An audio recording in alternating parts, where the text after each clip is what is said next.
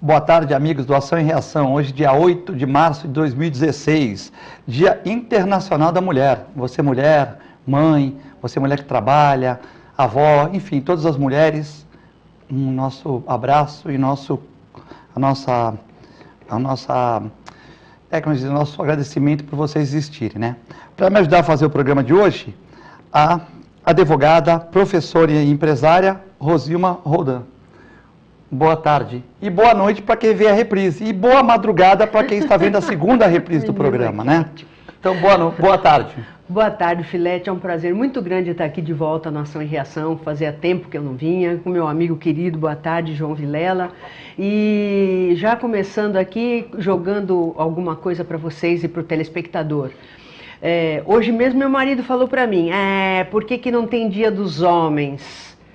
Só tem dia da mulher. Então eu falo para vocês, até inclusive eu comecei assim o meu artigo que está publicado hoje na Tribuna, na página A2. Eu vou ter que fazer outro elogio para o artigo hoje também, não? Você leu? Eu li também. Então tá bom. Não, pode criticar também, que é justamente isso. Normalmente a gente escolhe as datas para que a gente se lembre das minorias. Aí dizem assim, mas como minorias? Mulher é maioria? Não. Quando a gente fala minoria, a gente fala sempre, não é em relação a número, e sim em relação a poder. Então... porque segundo uma amiga minha, tem 7 mulheres para cada homem em Santos, né? Eu não gosto muito de 7 a 1, isso aí 7 a 1 me lembra coisa ruim, né? Isso aí não é verdade. 51% da população, 51% dos eleitores são de mulheres, né? Isso é estatística verdade. Agora, os homens gostam de dizer que tem 10 mulheres para cada homem, então aí já é por conta da propaganda enganosa. Quem fala isso são as mulheres que falam que tem pouco homem, que tem muita mulher. Porque tem mulheres que tem 2, 3, é por isso. Aí não sobra para as outras. É isso? Tá bom, então tá bom. Tá certo. João Vilela, empresário, advogado, você acha que tem mulher que tem 2, 3, João? Ou tá um pouco... Deve ter homem com 2, 3, mulher com 2, 3.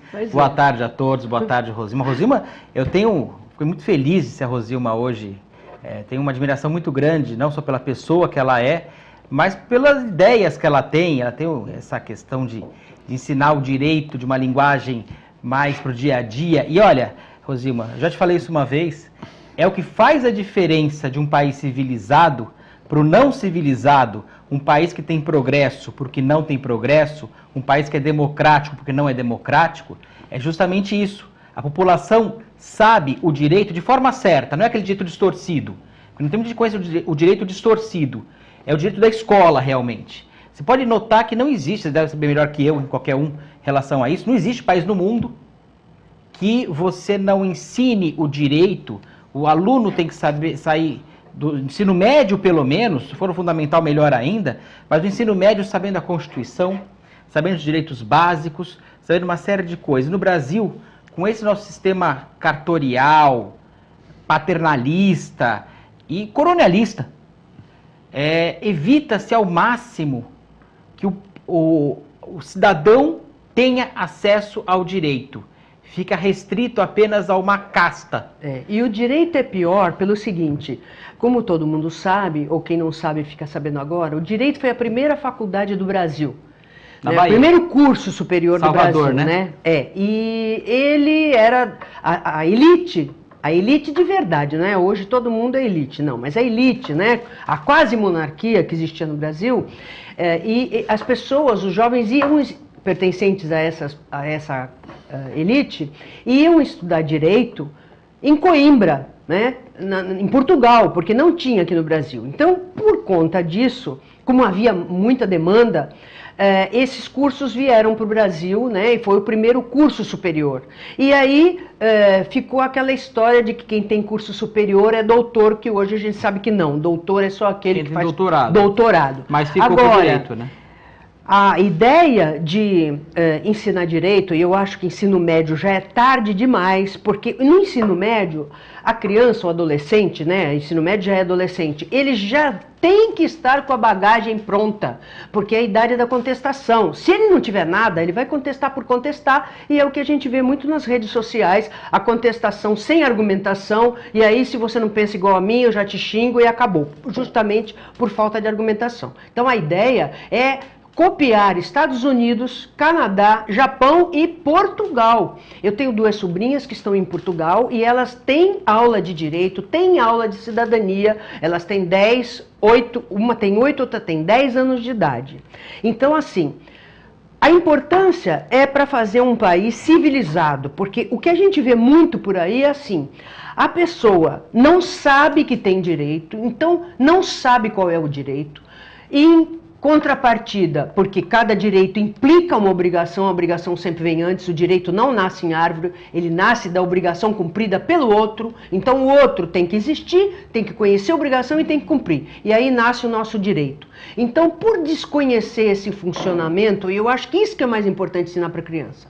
A Constituição, eu tenho um curso básico, já publicado em formato digital pela Saraiva, e agora eu estou começando a publicar, o primeiro volume já está publicado impresso pelo Clube de Autores, que é uma editora nova, em que eu dou a Constituição, eu só dou um pouquinho de artigo 5º, que são os direitos fundamentais, já no 8º, 9º ano, porque o importante é raciocinar dentro do direito, raciocinar nos princípios gerais do direito, porque o que a gente vê muito por aí é as pessoas não cumprem as obrigações, reclamam direitos que não têm e são passadas para trás nos direitos que elas têm, porque não sabem que têm, não sabem nem que caminho seguir para conseguir exercer plenamente esse direito. Tem um amigo meu que mandou a filha para os Estados Unidos, ela deve estar na 8ª série, né?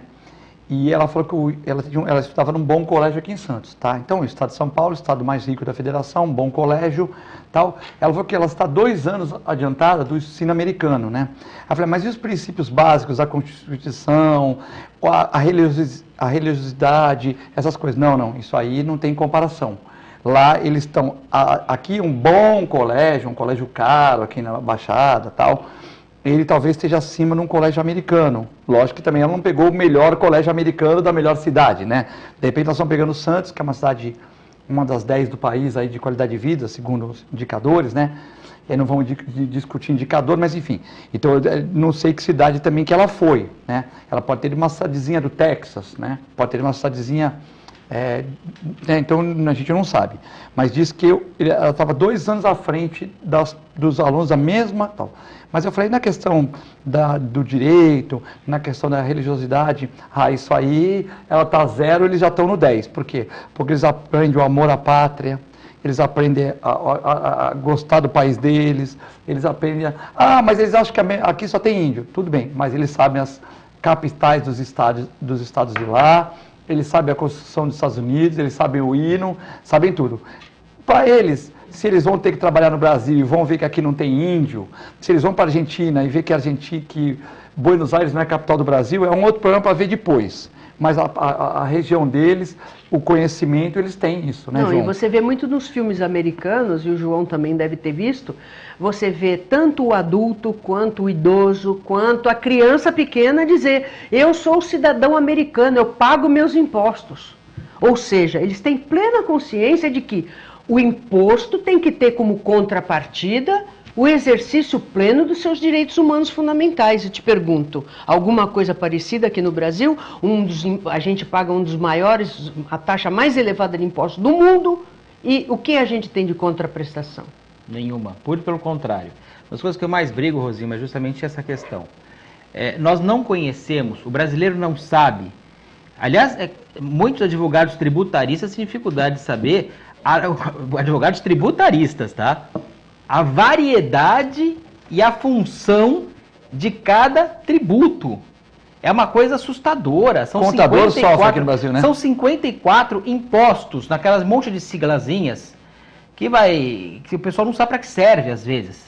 Aliás, 99% nem eles sabem para que serve, porque eles não usam da forma adequada. Eles criaram, né, João? Criaram, mas não sabem o que é. Ainda querem criar mais. Nós vamos criar agora segundo estão querendo, criar a CPMF, que já viu que... Recriar. Mas será que passa, João? Será que passa nesse Eu espero que não, Filete, mas do jeito que o pessoal gastou errado, desviou dinheiro e está sem dinheiro agora os governos, eu acredito que vai ter uma força muito grande, infelizmente. Fala sobre isso, o dono da Odebrecht foi condenado a 19 anos e 4 meses, né? Já é um trabalho do Sérgio Moro aí dando resultado. 19 anos e 4 meses, um milionário, milionário, dono de empreiteira, né? Essa é a luz do fim do túnel, é essa questão. Luz do fim do túnel. Agora eu jogo para o telespectador e para a mesa, por que só um Sérgio Moro? Na Itália, o Cassione esteve aqui ontem com Moisés, ele falou que na Itália eram vários juízes. Exatamente. E a população foi para a rua. Exatamente. Não é como o Sérgio Moro, inclusive, ele se espelhou na Operação Mãos Limpas, que demorou mais de 10 anos na Itália. Ele estudou, inclusive a tese de doutorado dele é sobre isso. Mas o que eu pergunto é o seguinte, veja só a carência de exemplos que a gente tem, carência de heróis, né? E por isso que nós estávamos conversando antes de começar o programa. Mas será que que vão fazer isso aí também? Temos que pegar o poder cidadão. O cidadão tem que ter poder, o cidadão tem que fiscalizar. Chega de esperar pelo Estado, a gente tem que arregaçar a manga, ir lá fiscalizar o político que você elegeu, dá trabalho. Mas se não for assim, nós não transformamos o país. E aí eu falo aqui de público, já falei na rede social e repito. Toda eleição, todo mundo, vários partidos me convidam, que eu sou liderança. Blá, blá. Sou contra a liderança. Eu acho que cada um de nós tem que ser um líder e um empresário em si mesmo, ser uma equipe em si mesmo, ir atrás, conhecer e pegar o poder que é seu, porque o poder é do povo, e transformar você. Porque, olha, se direita tivesse que transformar o país seria um paraíso. Se esquerda já teve tempo, porque só o PT tem 35 anos, acabou de fazer 36 e logo depois pegou prefeitura. No poder, 13 anos.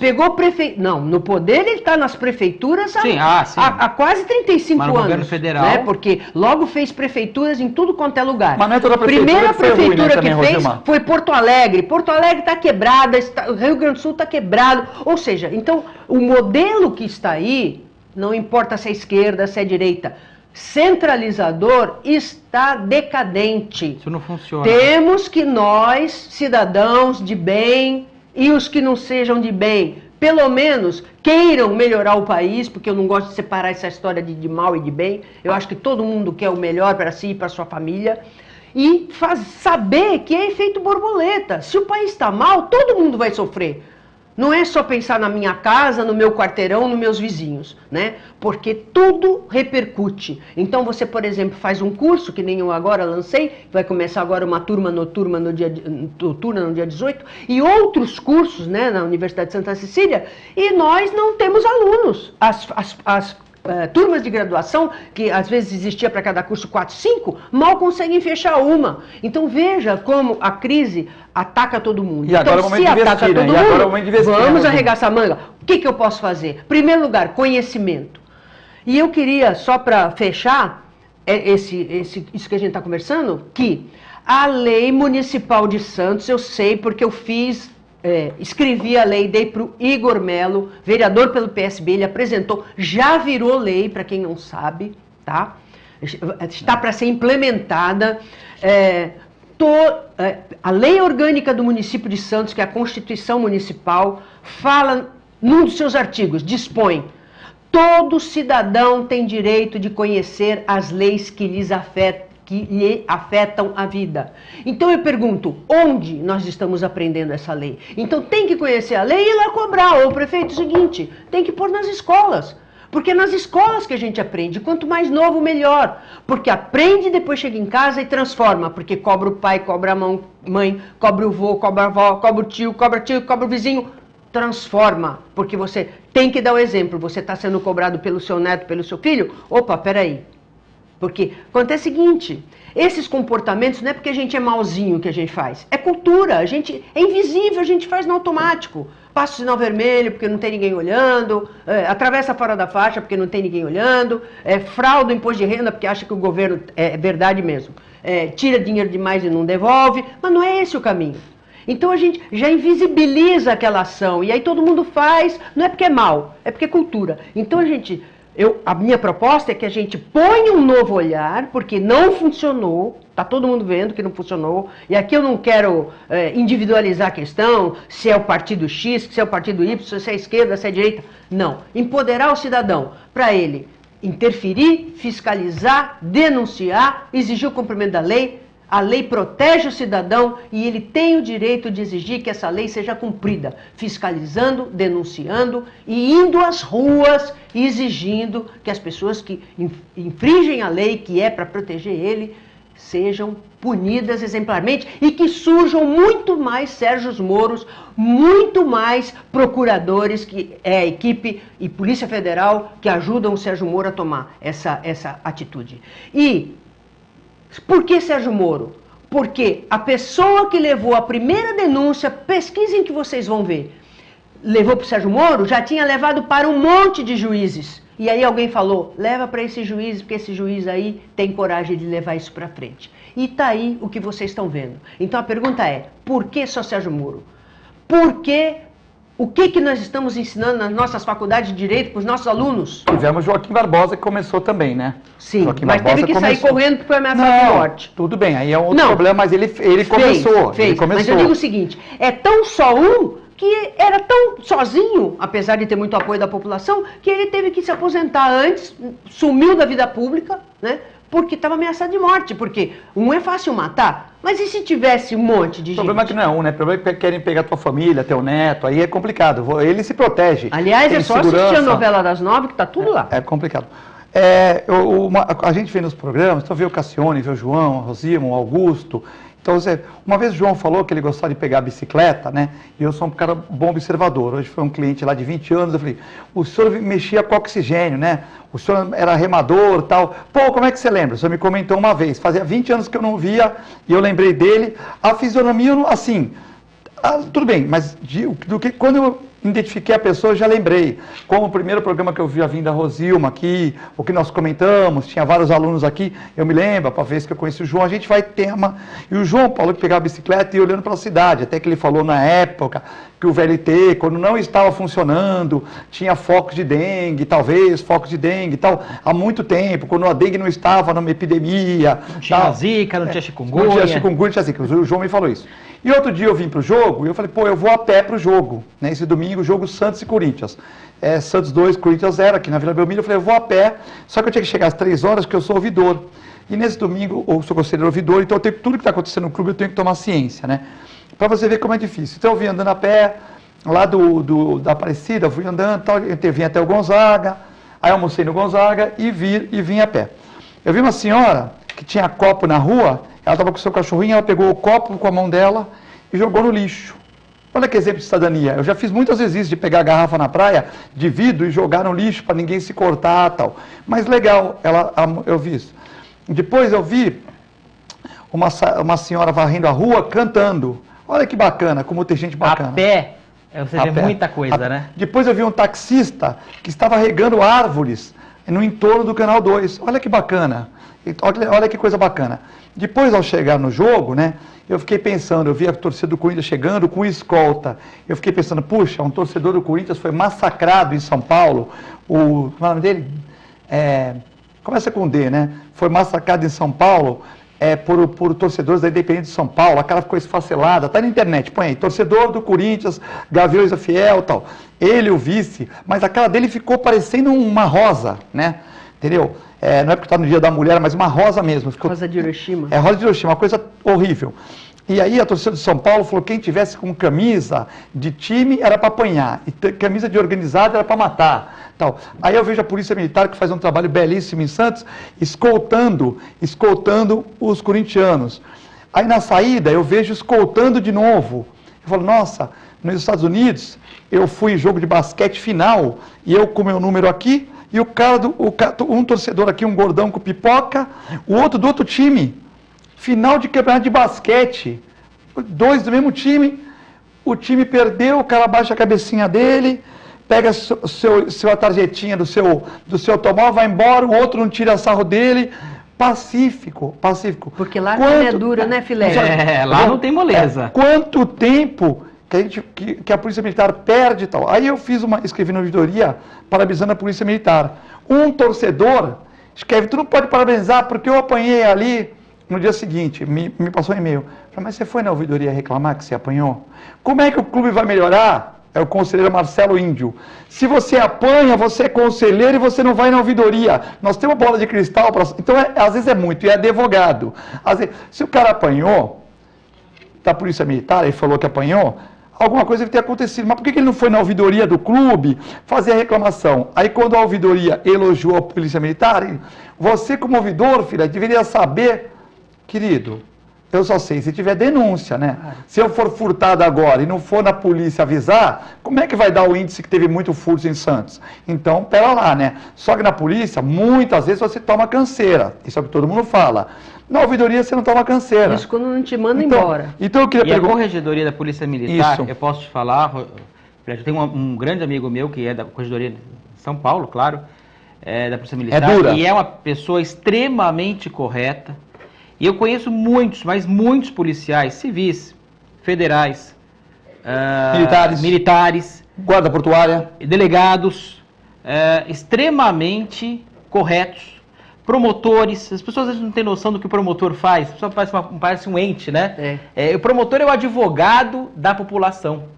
É aquele que nós constituímos, sem saber exatamente quem é, porque ele passa num concurso, mas nós constituímos para defender as nossas leis e a nossa cidade, o nosso país. E agora, com a promotoria comunitária, o Ministério Público está bastante próximo da população. Eles atendem todos os dias em sistema de plantão na Faculdade de Direito da Unisantos, da Católica, ali na Conselheiro, não no prédio novo, na antiga Casa Amarela, né? Que é ali perto da Rodrigues Alves. E uma vez por mês, a última quinta-feira do mês, o plantão é à tarde, se não me engano é das 15 às 17.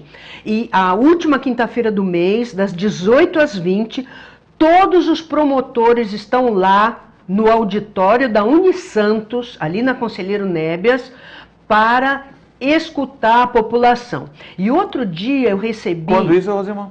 Última quinta-feira do mês, inclusive sempre na tribuna eles anunciam um dia antes essa plenária, como eles chamam. E outro dia me mandaram pela rede social, foi até a conselheira tutelar Idalina Xavier, que é minha amiga no Face, umas fotos do evento, né, do encontro. Então tava o Borba, tava o Ivan, meu querido professor, um beijo para você, o Carmelo, que é promotor da Infância e Juventude, vários promotores, e ela tirou foto, as crianças sentadas ali na frente, dando depoimento para as pessoas que estavam assistindo e para os promotores das necessidades dela, as dificuldades que elas enfrentam. Quer dizer, então é um trabalho que o Ministério Público faz de primeiro mundo. E essa promotoria comunitária, eles falaram, porque eu fui no lançamento da promotoria, na abertura, o procurador-chefe do Estado de São Paulo, que é o Márcio Rosa, falou: hoje o Ministério Público ele está no lugar de intermediário entre a população e o Estado.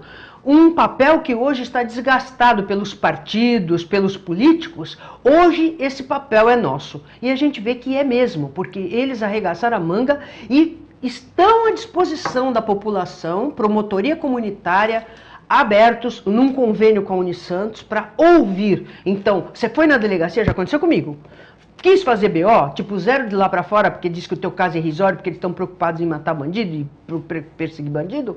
Vá ao Ministério Público, vá lá nos plantões diários, na parte da tarde, que eles atendem a sua reivindicação, e depois vá na plenária que você vai poder falar, vai poder conversar diretamente com os promotores, porque esses estão interessados em resolver e não simplesmente dificultar a resolução do problema para que você apareça mais, divulgue mais, apareça mais no jornal, que é, infelizmente, o que os políticos fazem. Eles, às vezes, atrasam a resolução de um problema que você leva para eles para dar mais mídia, para valorizar, porque diz que é muito difícil resolver aquele problema, e o Ministério Público não age assim, e é realmente a instituição que está do lado da sociedade. O papel deles é esse mesmo. Mandar um abraço para o Borba, para o Carmelo, para o Ivan, né? O Ivan também tem uma publicação dele na internet, um discurso que ele faz dos direitos das pessoas, legal. Carmelo, que o João já trouxe no programa. Inclusive, também. O João já trouxe aqui no programa do TV Com Debate. Um abraço para o Guto. Nosso Guto, na época o Guto não era apresentador, eu acho que eu que apresentava, né? Era eu, o João, o Carmelo, foi um programa maravilhoso, um promotor de muito boa vontade, o Borba, quantas pessoas que o Borba pôs vagabundo na cadeia, Borba, né? O Borba que é um exemplo para todos nós aqui, agora prestando serviço. E foi um professor também, que é promotor, o Acauí, também. Acauí, pô, gente do bem, incrível, pra caramba, incrível, né? O Acauí gosta de causas animais. Ele gosta Fernando? O Fernando Acauí, tivemos problemas com animais lá em São Vicente. Tivemos uma reunião lá na Câmara, isso faz 10 anos atrás, o Fernando Acauí intermediou, uma pessoa que gosta de animais, uma pessoa muito do bem. Todos esses promotores citados aqui... Eu vou ser sincero, os promotores, eu tive aula com vários promotores, um que foi meu professor de Direito Penal e um excelente, foi promotor, né? Já era aposentado quando me deu aula como promotor, mas um excelente professor. O Nelson Concerino, que o pai inclusive Cássio. Do Cássio Concerino, Cássio que se formou comigo. É um promotor também brilhante Cássio, e corajoso, extremamente. É igual o filho também? Não, os dois. O Cássio está fazendo um trabalho maravilhoso. O Cássio se formou comigo. Mas você vê a coragem desses promotores, porque eles e dos juízes também. Eu tive aula com 3 ou 4 juízes também extremamente corretos, sérios, conscientes, esforçados, porque a gente sabe também que a máquina também, às vezes, vai contra o que você quer fazer. Mas tem muita gente, isso que eu falo, há uma grande esperança, eu falo da luz do fim do túnel, mas são várias pessoas. E nós estamos começando a ver agora uma mudança, sendo presos, sendo perseguidos, essas pessoas... Eu sei que você falou que não gosta de falar do mal, mas pessoas que estão ali para talvez o proveito próprio. No grego, os gregos chamavam de idiota, né? O idiota é aquele que não pensa nos outros, só pensa em si. Não se preocupa com a política, se preocupa com a politicagem. Esses são os idiotas. E realmente nós estamos com muitos idiotas.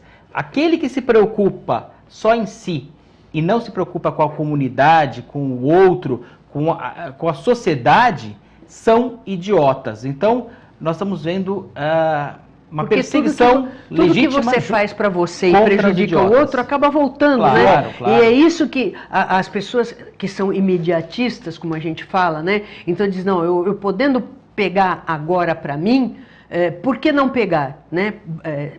Mesmo que seja errado, ou não. Então, eu acho assim, essa novela das 9 aí, A Regra do Jogo, é muito interessante porque ele fez um paralelo, né, desde o início com o que está acontecendo no país. Talvez no início as pessoas não tenham entendido, mas ele fez um paralelo em relação a isso.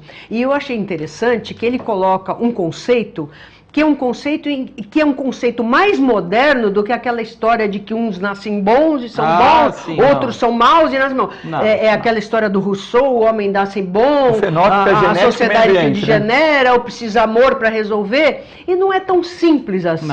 Porque o entendimento agora mais avançado, inclusive eu conheci um professor no Rio, da Universidade Federal Fluminense, que ele trabalha com isso, é que o mal e o bem estão o tempo todo dentro de nós, e você tem que fazer as escolhas. E as escolhas que você faz, às vezes não é só porque você é bom ou mal, é que às vezes uma série de circunstâncias que estão ao seu redor, e até aparentemente para você é bom, e que na realidade tem uma consequência má. E aí você nota, na abertura da novela, tem o branco, o preto, e tem um que se quebra e volta branco e preto, que é justamente essa mistura. A transformação da pessoa, né? E aí chega o quê?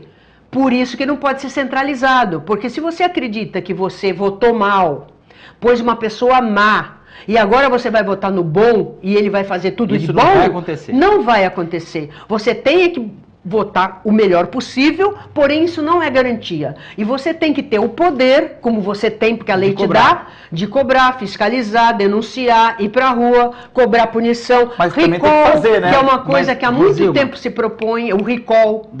Nos Estados Unidos tem o recall de político, né? Mas é que é de 8 anos, tem que trocar todo mundo. Não. Veja, você pode trocar no meio do caminho. Veja só. Se tiver. Deu problema, você troca no meio do caminho. Veja só. Mas então aqui tinha que trocar 90%, né? Olha só, o senador... Somente a nível de Brasília, o senador, ele fica 8 anos. Quer dizer, As pessoas mudam. Você pode ter votado nele, ele ser muito bem intencionado, sei lá, de repente acontece alguma coisa, um trauma na vida dele e ele muda. Não, ele muda, ele vira outra pessoa. Já aconteceu isso com muitas pessoas. Não pode, entendeu? Tem que ser que nem o Uber, estrelinha. Prestou, não prestou. Ah, mas ele sempre prestou. Pô, passado. Não tá servindo agora, tchau. Mas só para concluir o que você está colocando, eu li um livro uma vez de um americano que é especializado em criminologia. Ele passou 30 anos nas cadeias, examinando essa questão do nasce bom, não nasce e tal. E a conclusão que ele chega no final do livro, só para resumir bastante, é que 10% das pessoas, elas são ruins mesmo. Elas têm aquela má índole. Dificilmente você consegue mudar aquela pessoa. Pode até mudar, mas é muito difícil. 10% são muito boas. Também dificilmente você consegue deixar essa pessoa ruim. Ela tem uma boa índole. E os 80% que sobram? Aí depende. E é justamente se depende é que está acontecendo no nosso país. É igualzinho no mundo inteiro. 10% pode nascer na bandidagem, né? E vira bom. 10% pode nascer 10% no convento e vira ruim. 10% tem uma boa índole extrema e os 80% dependem. Então, nós temos que mexer com esses 80%, que é o que os países sérios fazem. Eu acho o seguinte, nós todos, inclusive eu até gosto aqui de citar minha sogra, já falecida, é um exemplo para mim até hoje, ela dizia assim: eu não confio em ninguém. Eu não confio nem em mim, ela dizia. Né? Nós vamos ao rápido intervalo, depois a Rosima vai falar da sogra dela. Não muda pro Plim Plim não, continua aqui.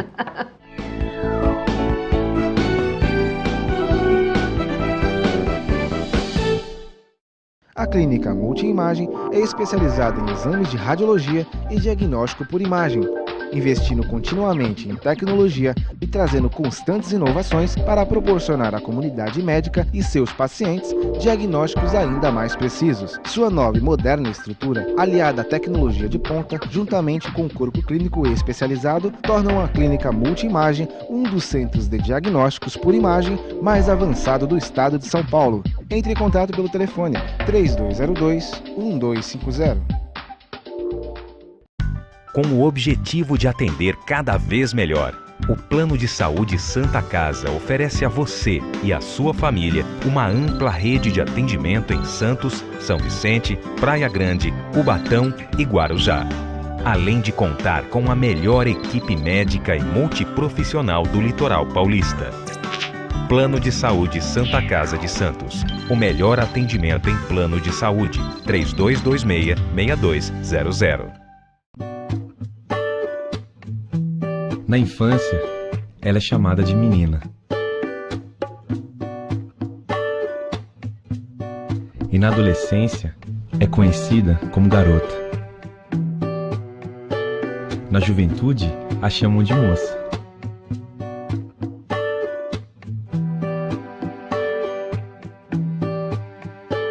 E quando a vida lhe clareia os cabelos, lhe chamam de senhora. Dona de tantos nomes, dama de uma única poesia, mulher. A TV Com traz qualidade e interatividade para a Baixada Santista. Nos preocupamos constantemente com a qualidade de nossas produções. Por isso, investimos em equipamentos e profissionais qualificados. Nosso estúdio é, sem dúvida, um dos mais bem equipados da região. São mais de 40 metros quadrados de tecnologia. TV Com, sempre com você. Corta.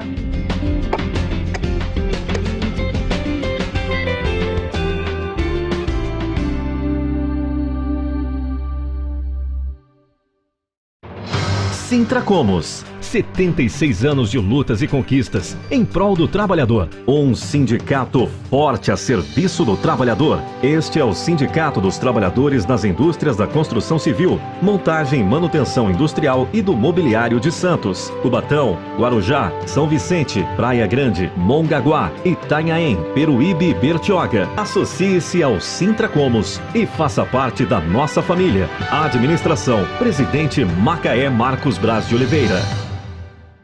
Existe um lugar em Santos onde você encontra os empreendimentos mais fascinantes da região. Um lugar amplo, aconchegante, feito para oferecer o melhor atendimento para você. Um lugar que reúne as melhores opções residenciais e comerciais nos bairros mais nobres de Santos. Um lugar que a gente nem precisava dizer, porque você já sabe. Central de Vendas Grupo Mendes, Rua Guaiaó 55, Aparecida. Venha fechar um bom negócio para abrir as portas do seu novo lugar.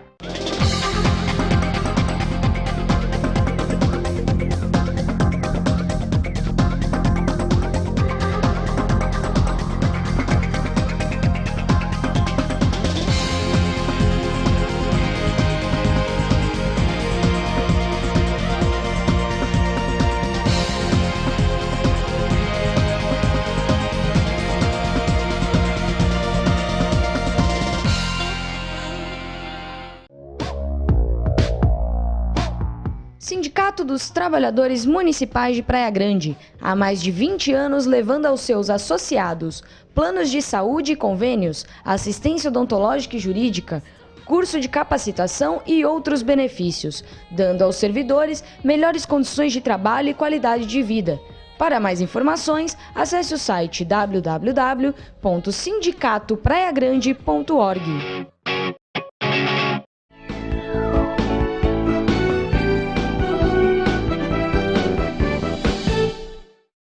Estamos de volta nessa terça-feira, dia 8 de março de 2016, Dia Internacional da Mulher.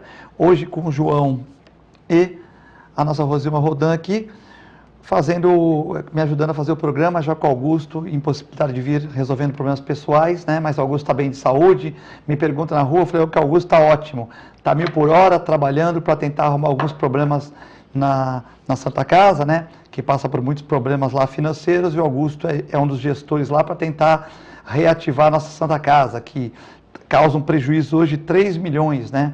E com certeza, se empatar, já vai ser uma coisa heróica no currículo do Augusto, do Ariovaldo, enfim, de toda a nova diretoria empossada, né?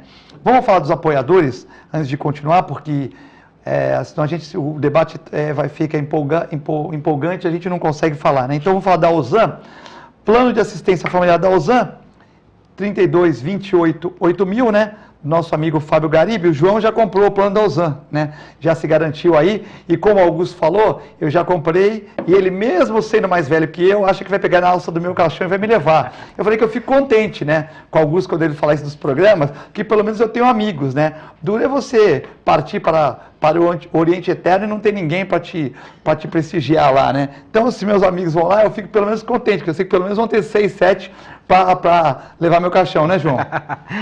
Filete, só vocês ficam discutindo essas questões aí, na hora que acontecer, vai acontecer.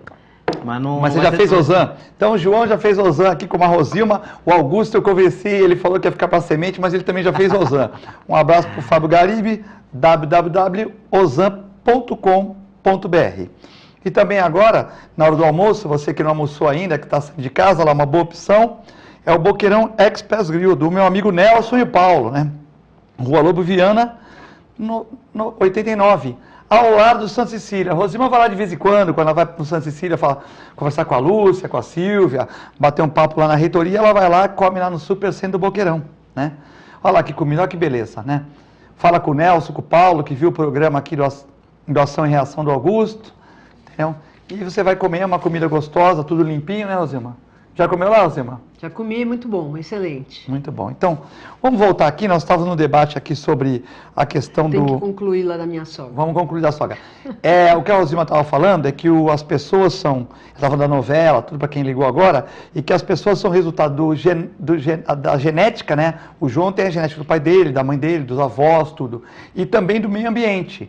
E segundo João, segundo o especialista, 10% vai a genética, 20% a genética aflora, 10% para o mal e 10% para o bom. São aqueles caras que vão ser bom de qualquer jeito e ruim de qualquer jeito.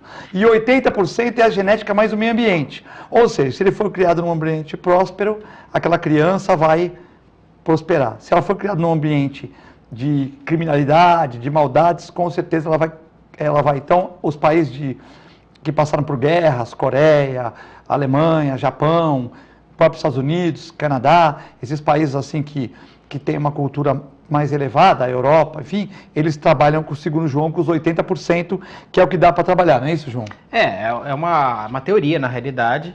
É uma coisa que você sabe, que você consegue mudar boa parte das pessoas através da educação, através da cultura, através de bons exemplos.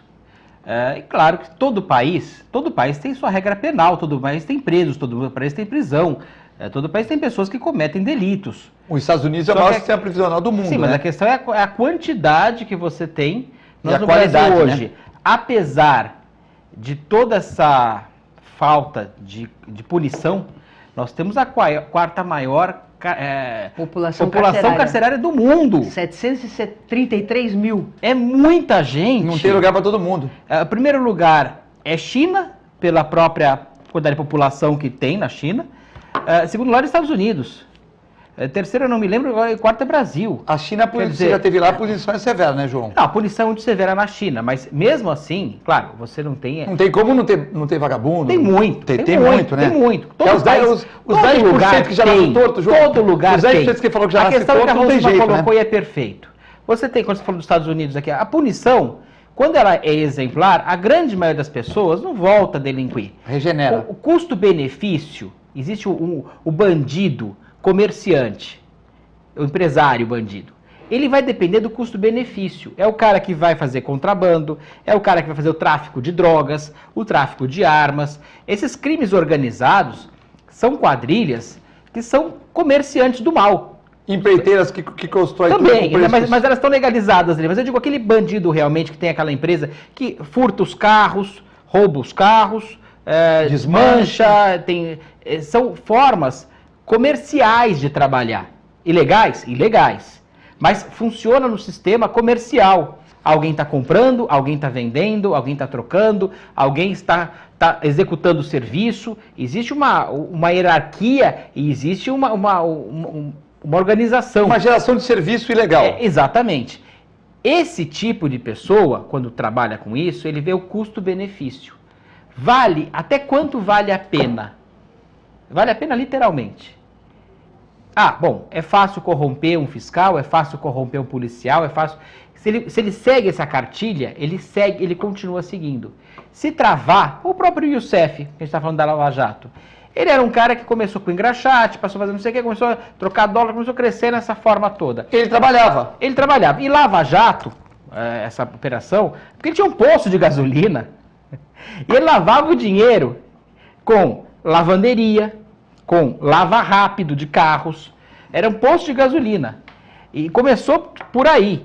O que a gente tem que entender é que ele operava numa parte legalizada para lavar o dinheiro ilegalizado. E ele começou legalizado, mas depois que ele viu facilidades... A lavagem... Não, ele começou ilegal mesmo. Não, ilegal. A questão é que ele usava uma forma legal... Né? O posto não dava nada, mas... Por exemplo, você pegava lá... Ele emitia nota fiscal. Quantas pessoas lavaram roupa? É difícil você controlar isso. Quantas roupas foram levadas para lavar, quanto se cobrou. Em 10 lavanderias, tal. E aí você conseguia, legalizada, você chegava lá e colocava aqui, ó, recebi tanto, pagava o imposto, bonitinho, só que era dinheiro ilegal. E você limpava aquele dinheiro. É dessa forma. É a mesma coisa, essa lavagem de dinheiro é um dos grandes cânceres que nós temos no nosso país. E também aconteceu muito nos Estados Unidos. Essa termo lavagem de dinheiro foi tirado de lá, porque também usava o mesmo princípio. E combateram. Se de pensar Miami, que hoje todo mundo acha bonito, acha bacana, nos anos 80, Miami era terrível. Era corrupção para tudo quanto era lado, era bandido para tudo quanto era lado e problema para tudo quanto era lado. Como é que mudou? Mudou com uma lei mais séria, com promotores mais rígidos, todos os lugares. Quando muda essa esfera, a população, os 80% muda junto. Aí você começa a notar, nós temos esse mesmo problema acontecendo no Brasil, é o que aconteceu agora, ontem em São Vicente. Você vê, a Polícia Civil, investigando, chegou a uma conclusão que havia dentro dos órgãos públicos uma verdadeira quadrilha. Então, são coisas que acontecem no nosso país, e isso acontece em todas as cidades, infelizmente. Quer dizer que mesmo em São Vicente, que dizem que não tem dinheiro, tem quadrilha lá, João? Tem uma quadrilha, mas não é de hoje. Olha, um político aqui de Santos, uma vez me falou uma coisa, há pouco tempo atrás, há um mês atrás. Ele falou, se eu puder, uma pessoa experiente aqui de Santos, está há muitos anos aqui na política, uma pessoa séria, me falou o seguinte: se eu pudesse, eu não passava nem por São Vicente. Eu falei, mas por quê? Eu tenho uma história muito forte com São Vicente. Meus pais moram lá, minha irmã mora lá, eu estudei lá, sabe? Eu fiz o Raquel de Castro Ferreira, eu fiz o República de Portugal, eu morei muitos anos em São Vicente. Conheço muita gente em São Vicente, tenho muitos amigos em São Vicente, gosto muito da cidade. Mas, infelizmente, a cidade chegou num ponto que não é agora, hein? Isso já vem há muitas décadas. Tem o sonho de montar uma design em São Vicente, não? Já tive vontade, mas eu não tenho coragem, porque a cidade não está propiciando o mínimo de estrutura para você investir num negócio lá, infelizmente hoje. É uma pena, né? É uma pena. Mas você vê o que está acontecendo, está aflorando aí. São Vicente é uma cidade riquíssima. É a 14ª cidade do estado de São Paulo mais rica. Pouca gente sabe disso. E eu notei uma coisa, Rosima, eu sei que você também conhece muito essa parte de psicologia, e eu tenho uma teoria muito boa em relação a isso. Que pessoas que gostam, que sabem, são bons de dar desculpas, que são bons de formular argumentos de desculpas, de culpar outros, são ruins de qualquer outra coisa.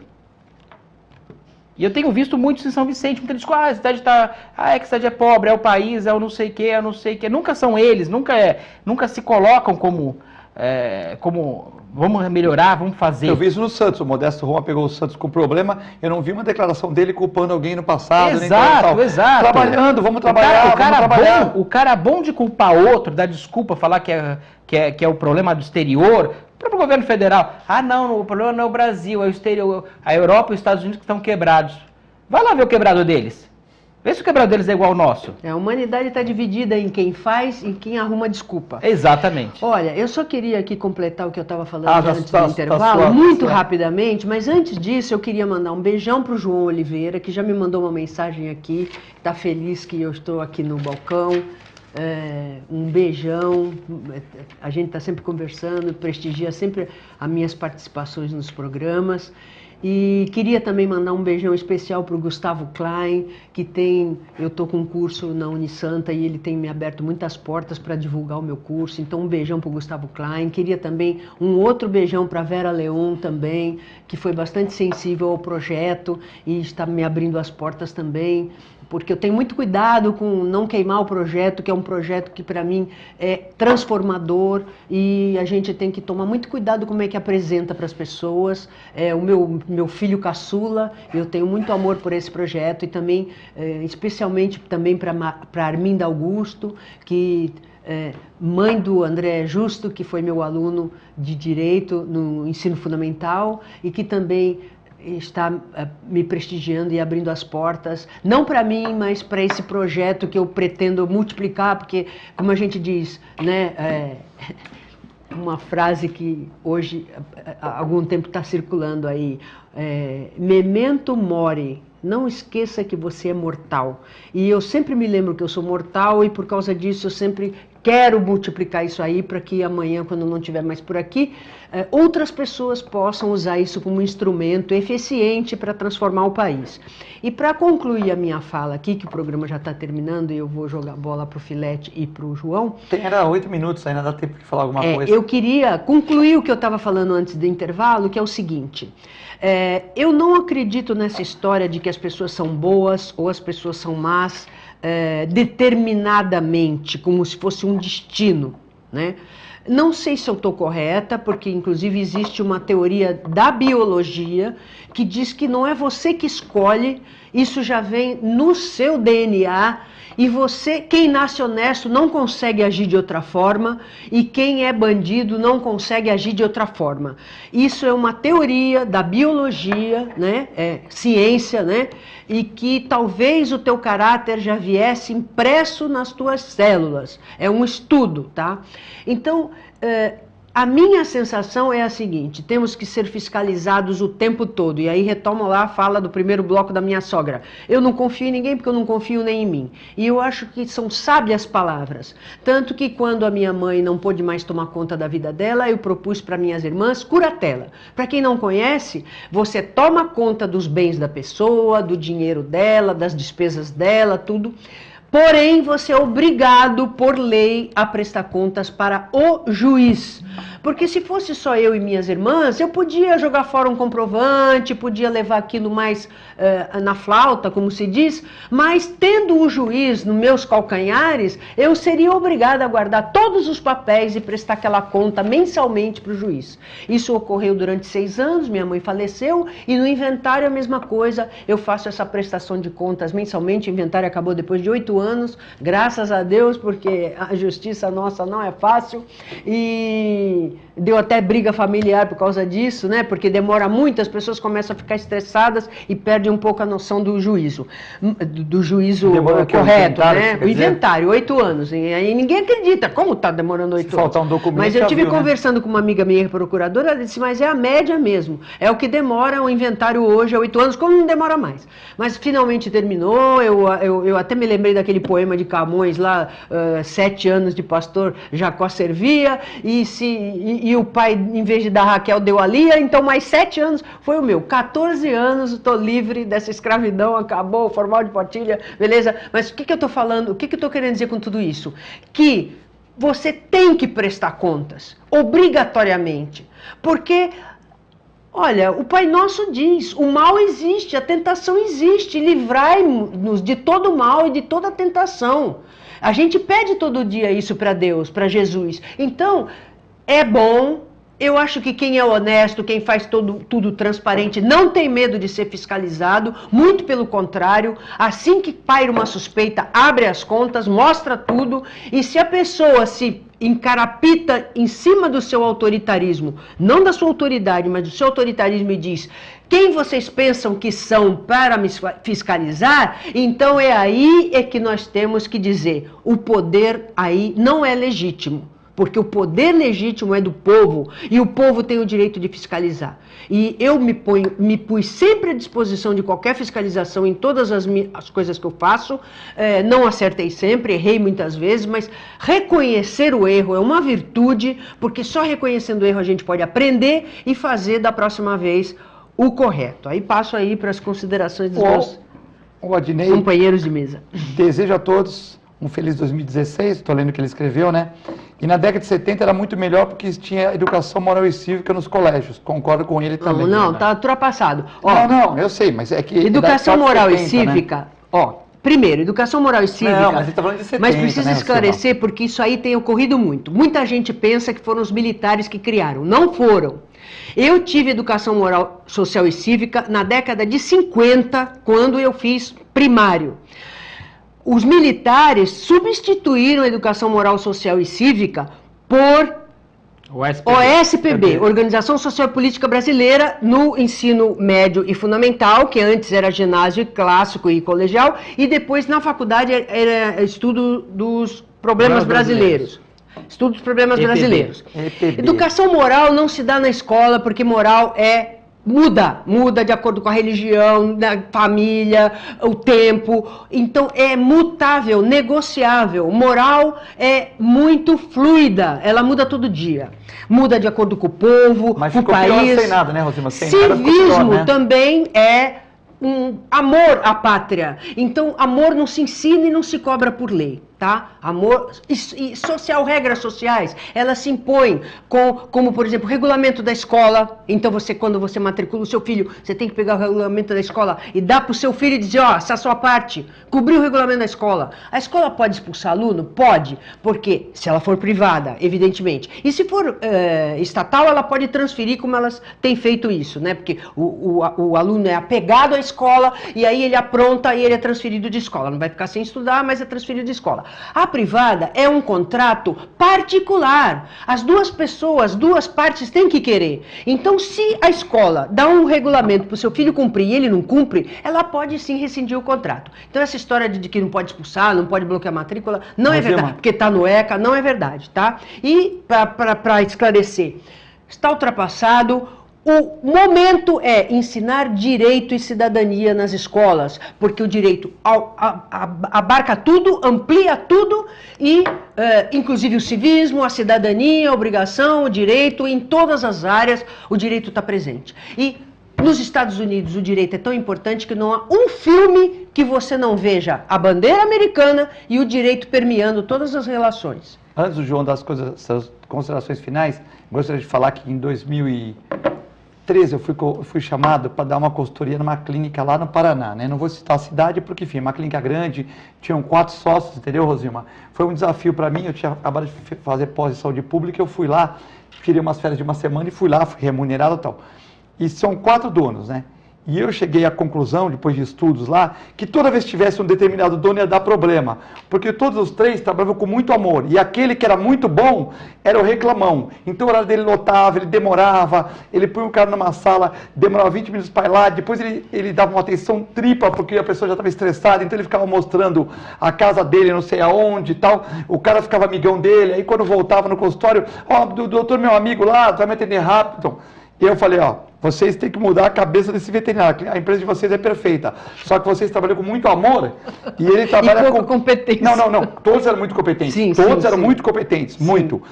Só que um deles era o cara que chegava, tomava, toda hora parava, tal. Então toda hora que ele trabalhava dava problema de estresse na empresa. Por quê? Porque ele fazia aquela coisa ficar estressada porque não tinha. Então, se você, toda hora que tinha ele, era o problema. Por quê? Apesar de ser competente, os tempos de consulta eram demorados, tudo era demorado para ele, o tratamento com os funcionários era difícil, agitando o pessoal, tal. Então, às vezes, é do DNA mesmo, é da pessoa, né? Então, o João, eu queria que o João terminasse aqui, mandando um abraço também para o Gustavo Klein, para Arminda, para a Clara Monforte, que está vendo o programa, para a Vera Leão, o pessoal da tribuna que está dando uma força para a Rosima. Invista na Rosima, que é uma profissional excelente, com boas ideias.